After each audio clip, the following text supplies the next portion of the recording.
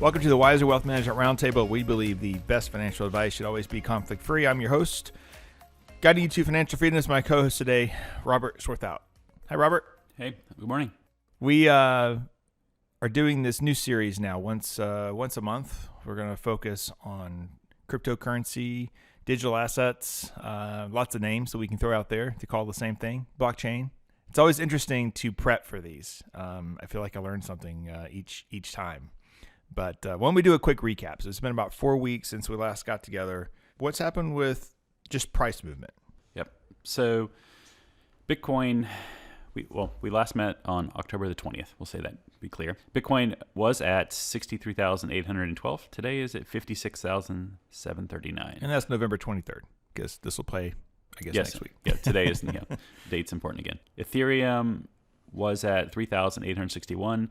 Today's at 41.70, so it's up a little bit. Bitcoin obviously being down. XRP was at $1.10. It is at $1.05 this morning. So, some up, some down. In general, the market is slightly up because the total market cap back in October was 2.53 trillion.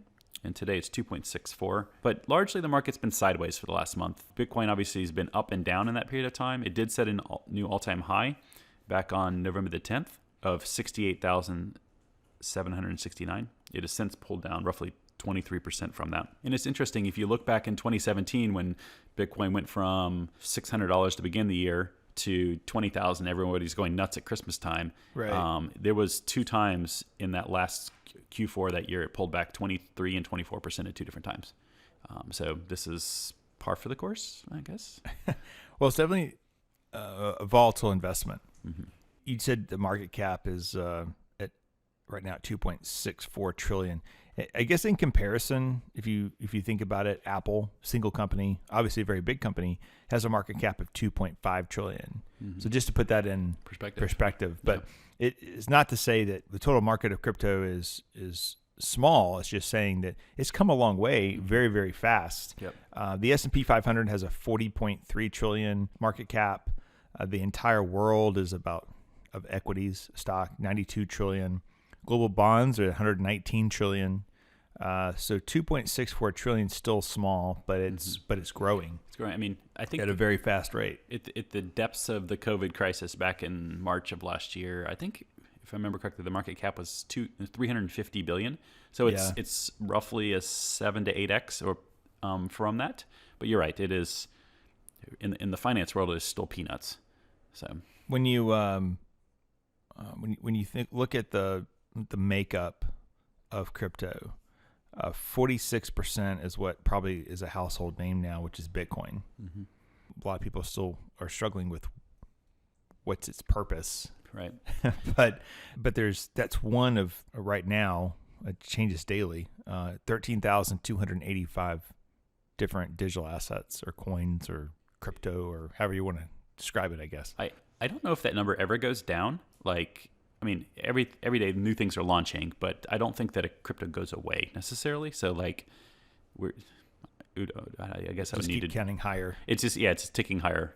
Well, even if you have a couple shut down, there's a lot more to take its place. So. Well, it's shut down, but also shut down in the sense that maybe no one's using it, but it's still maybe kind of out there in the internet ether, effectively. Not ether as in Ethereum, but just like the wild west of the internet. So it's additive. It's not subtractive at any point. So I think a lot of people are struggling right now with, okay, what is it? What is it supposed to be used for? We talked about in the past about what a non-fungible token is, and basically it's as you put it, it's a JPEG. Some GIFs, some short videos, but yeah, basically fancy JPEGs. So people are using these coins to then buy these assets. So I have one child that we've struggled with video games with. The other two could care less, and they're into their sports and crafts and stuff. But with him, he's always after V-Bucks. Okay. And I'm not buying V-Bucks. V-Bucks is what you use like inside a game. So if he wants to buy a new avatar for his gamer, then he gets these V-Bucks that he can buy through Microsoft or wherever, Target, which is the worst place. They put them at the checkout line. or the best spot. Yeah, and unfortunately, there's people at school that I think their parents have probably spent $3,000 on V-Bucks. Right. And I'm the dad that's like, yeah, no, go play, go outside, go play. Yeah. But it's kind of like that. It's like you're taking cash, you're buying these V-Bucks to then use inside the game. Right, and then it buys you different levels or different things. So it's kind of like how crypto's working, except there's no in V-Bucks. I don't think there's any record inside of the anywhere that's yours necessarily. Yeah, forever. And there's I forget the name offhand, but there's definitely a couple crypto projects that are focused on gaming, trying to make those in-game avatars or shields or whatever you're buying in the game portable. So those effectively become NFTs that you could turn around and buy and sell and move to another game. So it's stored in blockchain that a 9-year-old has bought. Yeah. So the legality of that is probably questionable. Right.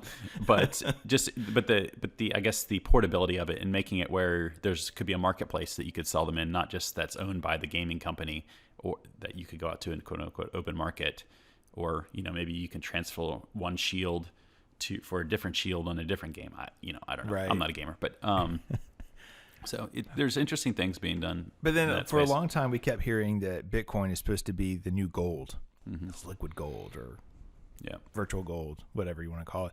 But I wouldn't say gold's never moved as much in price as Bitcoin has, at least as fast as Bitcoin does. So I have a hard time thinking that it's a storage. You put money there, you put your savings, your emergency savings has to be in Bitcoin. That doesn't make a whole lot of sense to me. Yeah, Bitcoin is very speculative. Gold doesn't feel speculative to me. Like, it feels like it is what it is. And yeah, it does maybe go up and down in price, but there's thousands of years of history with gold. Bitcoin is like, 12 or 13 years old? So, well, as far as what people actually know what it is, it's 5 years old. Yeah, it's only 5 years 4 old. years old. Right. So, I've had many conversations recently with people like, if I'm worried about inflation coming, is Bitcoin a place where I can get some shelter? I'm like, you're going to hear both sides of that story, and I don't know personally. All I know is Bitcoin has never existed in a high inflation environment, so no one knows what's going to happen. Yeah.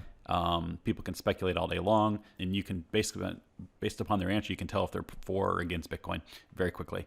What I find interesting is that Bitcoin, I think most of the major cryptocurrencies seem to be this way, but Bitcoin especially, it moves with the market. So if the market is at all-time highs, Bitcoin seems to be at all-time highs. If there's a major sell-off in the market, there's a major sell-off in Bitcoin. I would love to know more about that. And maybe that's something we can research more.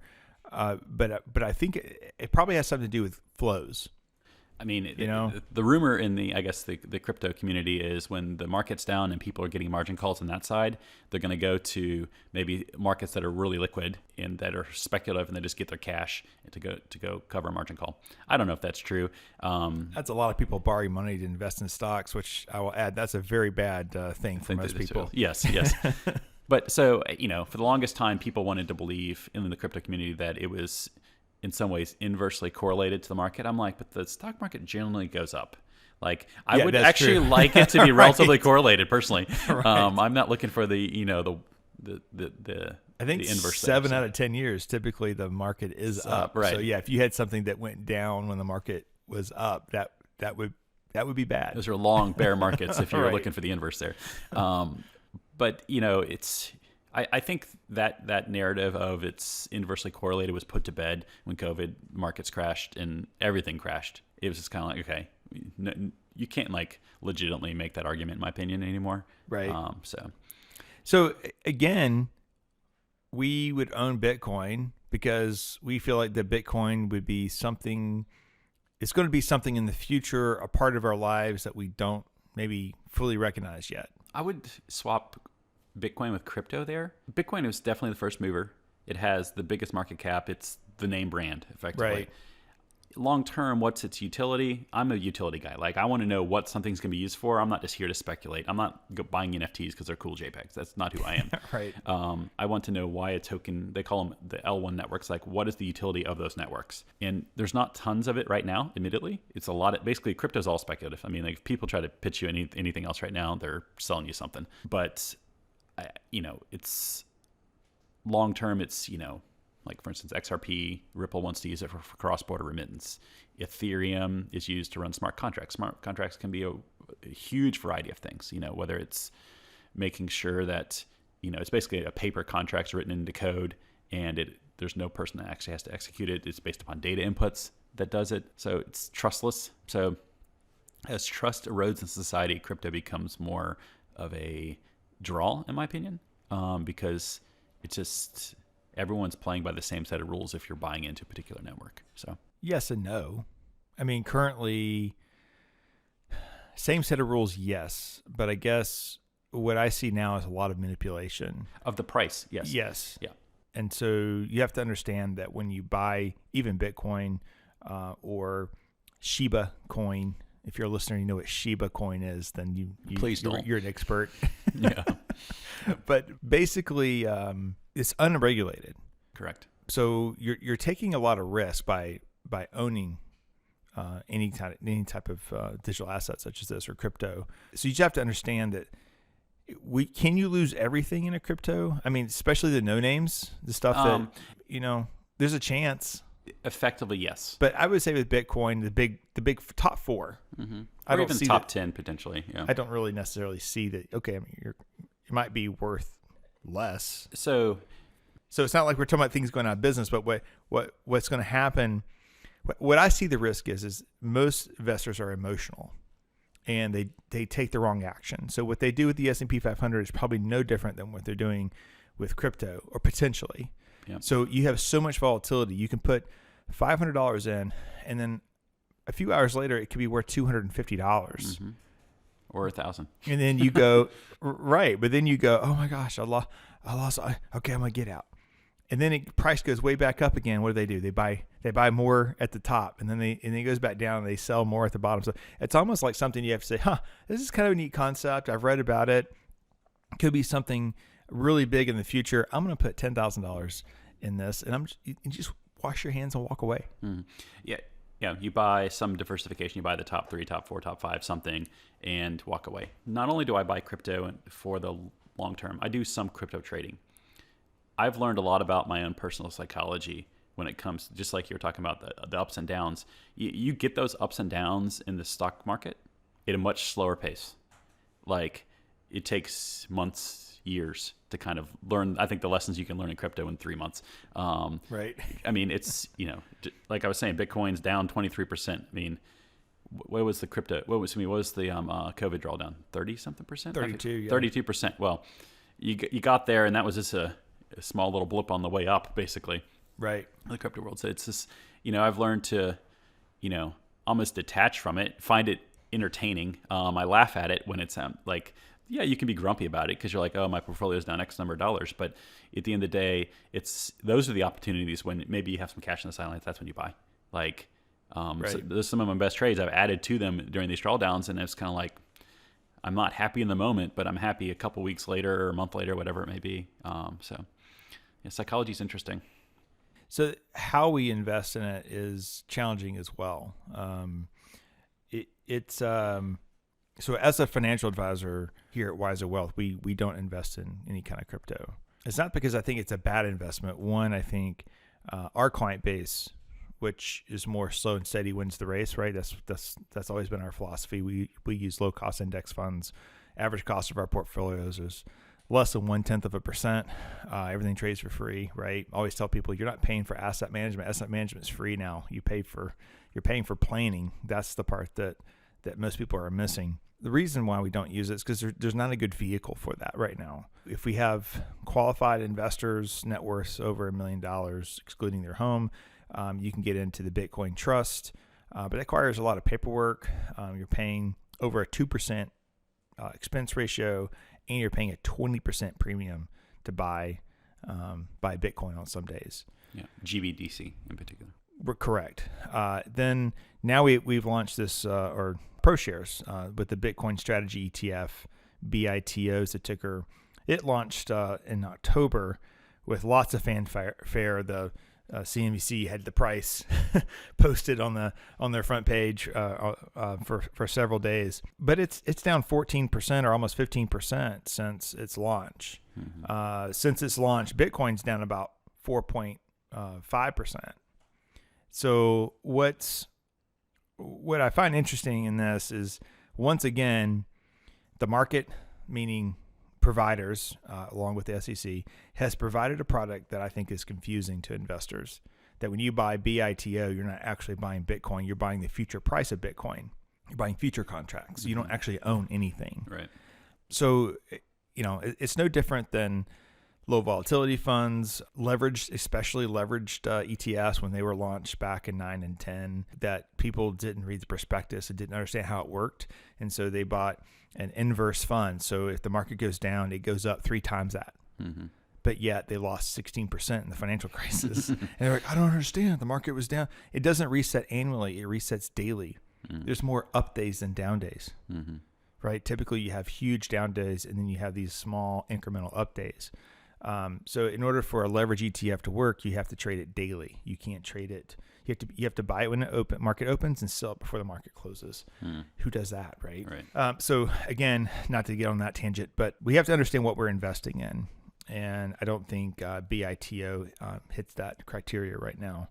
So we're still waiting on a Bitcoin ETF or even a mutual fund that actually owns the trust or actually owns Bitcoin to be able to launch this. And theoretically, if we bought a Bitcoin ETF, or I'd probably prefer a basket. Mm-hmm. Give me the top 5, top 10, right? Basically like SPY. Yeah, exactly. Give me an SPY. Let me diversify this a little bit. And ideally, I'd want to buy that and maybe keep it around 1% of the total portfolio. Mm-hmm. Yeah, it's there's a lot that has to happen before I think we get, especially like an ETF of a bunch of things, or even of the top 10. US, every time I'm on this podcast, people probably remember, like, I just beating the regulation drum. Like, the regulations have to come. Bitcoin and Ethereum have the quote unquote most clarity, but it's really murky.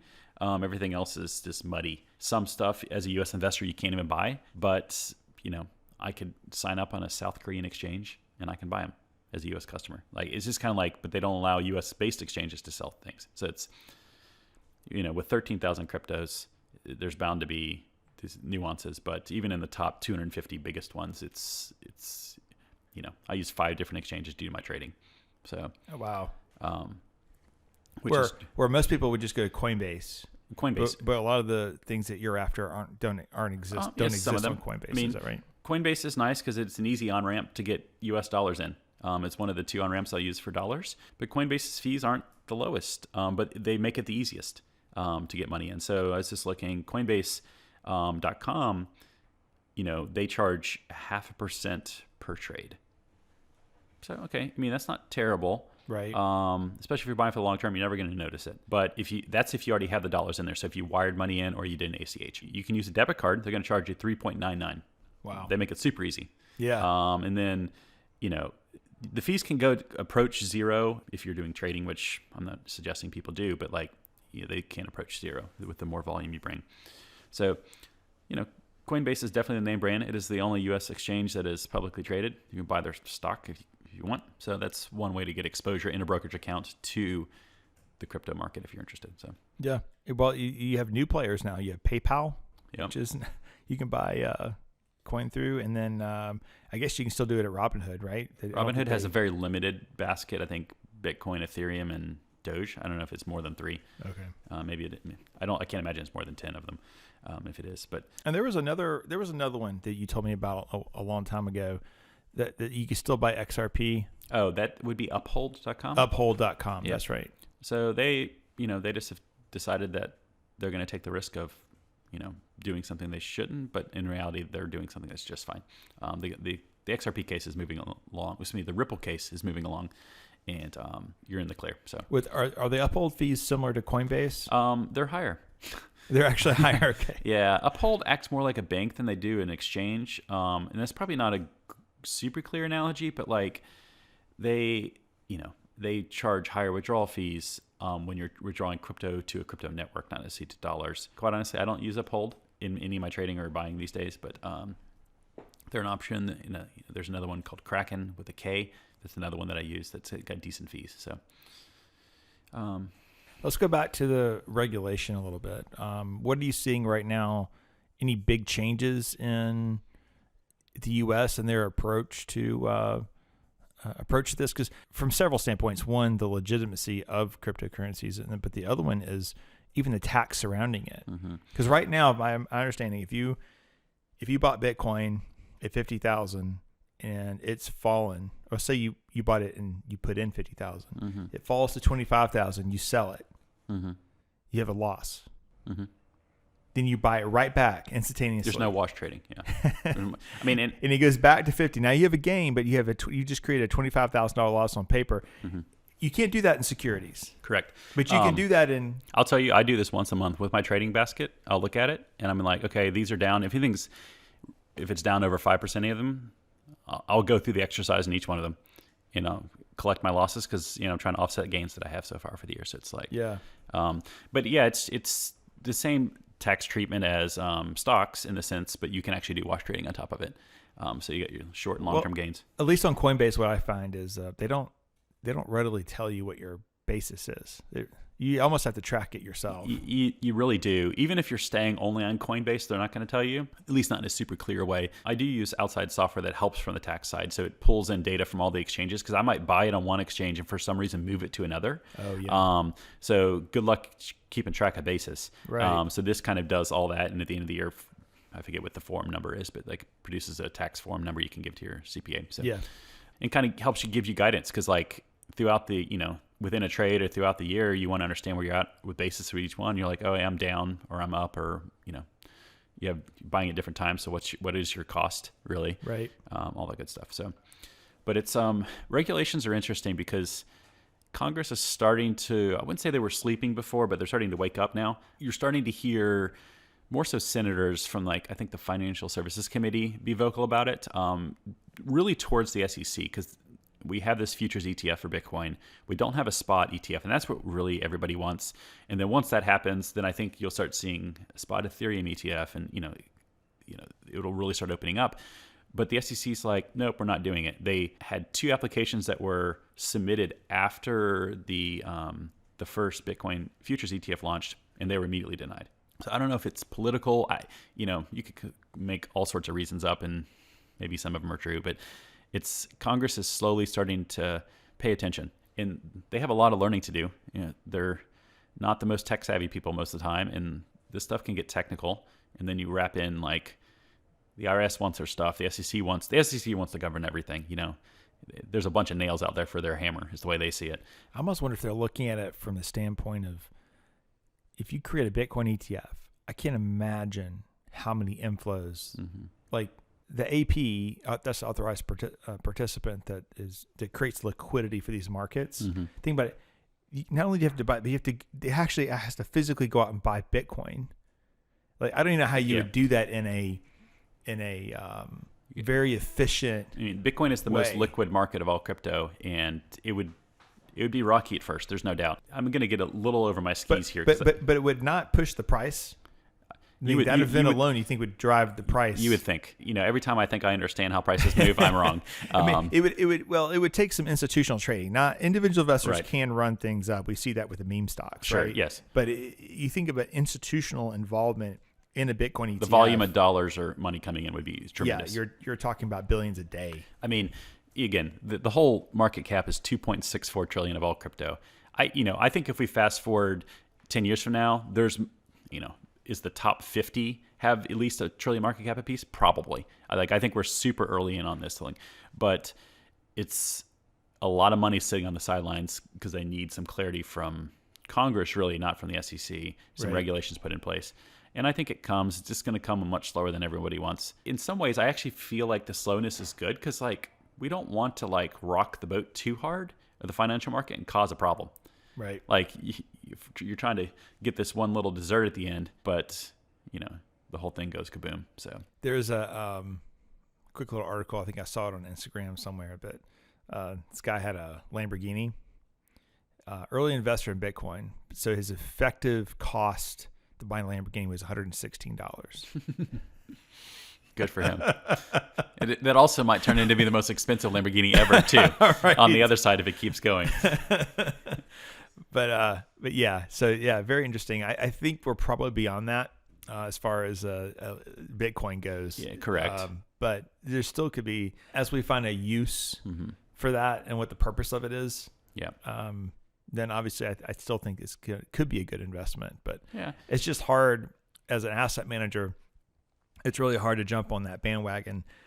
And that's why I tell our clients, I said, look, I'm not saying it's a bad investment, but I shouldn't be the one doing it for you right now. You need to do that in your own Coinbase account and limit it to 1% of your liquid assets. Yeah. There's opportunity. Just like with buying a stock or anything in life, you have to know why you're buying it and what you might want to get out of it and like understand the exit plan. People, I think that you could buy anything, Bitcoin or Ethereum, and all of a sudden, if you hold it for 6 months or a year, you're going to be a millionaire. Well, if you buy enough of it, you could. You could also buy $2 million worth of it and end up with $1 million. So be very careful. So as we increase the cadence of these podcasts, we thought maybe we'd do a little education along the way. Cryptocurrency gets all the press. Cryptocurrency is a vertical off of an underlying technology called blockchain. Blockchain is just a form of a database that is one that you write to, but you don't edit. You just make changes that reflect on top of that. So what are some other use cases for blockchain besides cryptocurrency? Well, public voting. You could have a voting system that as a citizen, you go in and vote. You can go home and you'd be able to see your vote on this blockchain, maybe not with your name next to it necessarily. There'd be some privacy aspects to it. And then at the end of the day, there's no question on how the votes are being totaled. Seems like something might be of interest these days. I'd love for a small town to... right. Or a small country start with it. To try that, yeah. Yep. Yeah. Someone just did their local county commissioner.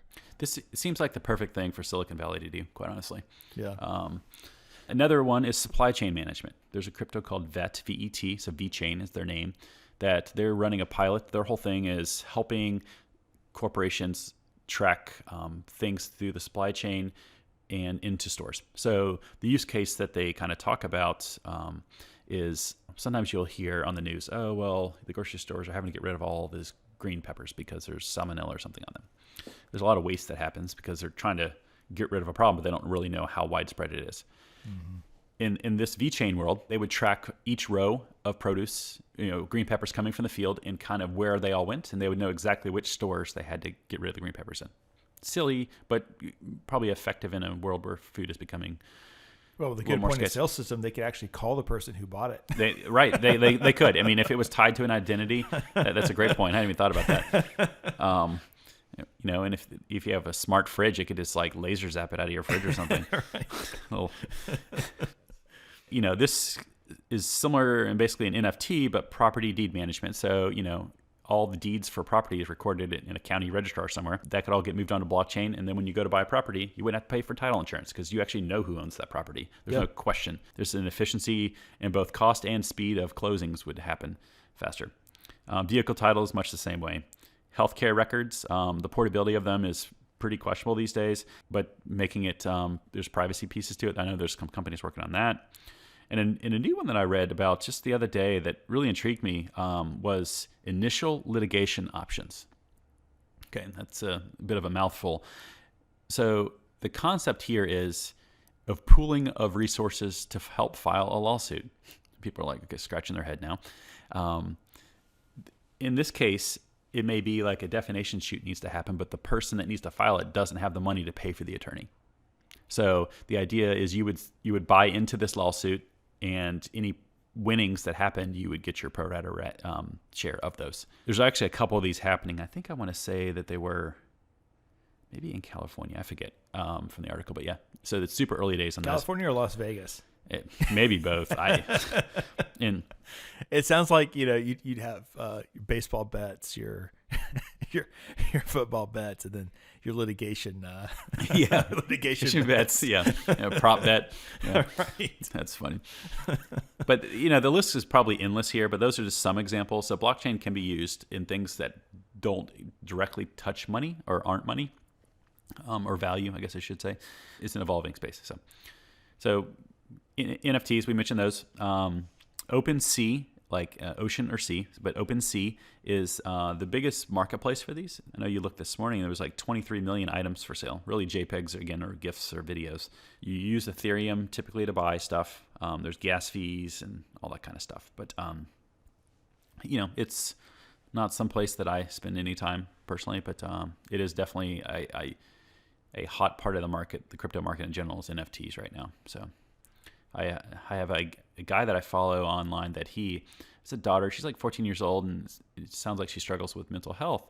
And her counselor suggested that she do some drawing. I guess it's therapy. And I got to see a picture of this. She drew it, and it's disturbing type drawings. And they decided to sell an NFT of this on not OpenSea, but one like it.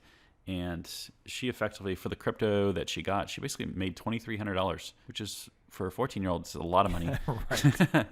And that was the first time she had done it. There's like no name to her as an artist. It's just kind of interesting to kind of see that market out there. Apparently there's people with a lot of money to spend on. Well, the first virtual home went for what, $500,000. You Correct. can even actually the metaverse and all that. Yeah. I don't quite get it. I like real life. I'm not quite sure how I want a virtual one. Right. Yeah. There's that's a whole other podcast. Is people are developing these whole digital worlds, and I guess what better way to launch that than in a COVID environment where there's still a very large percent of our population that are still in hiding, basically. Yep. So it's unfortunate. Not in Georgia or Florida, but yes. somewhere Worse, there's people in hiding. Yes. So, well, it's always good talking about this. We could keep talking probably for hours about the different usages and all this, but we'll keep saving some for each week, and we'll monitor the news for this news segment. It's a lot of people out there that say cryptocurrency is bad. There's going to be a lot of people who are disappointed over a long time. But I think I'll go back to say that if you're doing it and you're investing out of curiosity, that's not a bad thing. This is definitely something new, and whether Bitcoin's the future, is it the Betamax or is it the VHS? Mm-hmm. That's a great question. Don't know yet. Mm-hmm. So that's okay. But I will say that there is no get rich quick thing, right? There is, and it happens to some people sometimes, but this is not something you want to put all your investments in. This is something that it's a piece of. Yeah, even if you're doing the 1% that you mentioned, if you go with the expectation that's going to turn into 10%, you're setting yourself up for disappointment. Realistic expectations go a long ways. So yeah. So it's more. I think it's more investing out of curiosity, a learning process, learning how technology can benefit us going forward. But it should never. I meet with people every day, and this lady came in fairly recently, and it's almost like she was playing cards. Like she even how she described it, her coins, as she called it, and it's like she was in Vegas, and she loves going to Vegas. She loves gambling, and so it was serving as the same kind of, it's giving her the same feelings as gambling, and so there is more to it than just gambling. There's a real purpose and ideas behind all this. So. But just be careful. I'd stick with the name brands if you're a first-time investor. Understand how it all works first before you start going after meme stocks based on like Dogecoin that doesn't actually have a purpose necessarily. Correct. And I was about to say stay in the top 10 coins, but Doge is in the top 10. So right. Only because of Elon. Yes. And a whole Saturday Night Live skit related to that. But all right. Good talking to you, Robert, and we'll see you next week or next month. Yep. Thanks for listening to the Wiser Roundtable podcast. We hope you enjoyed it. Make sure to subscribe wherever you're listening. That way you don't miss out on new episodes. Head to wiserinvestor.com and reach out if you have any questions. We would love to hear from you. Today's episode was produced and edited by Lilton Moore.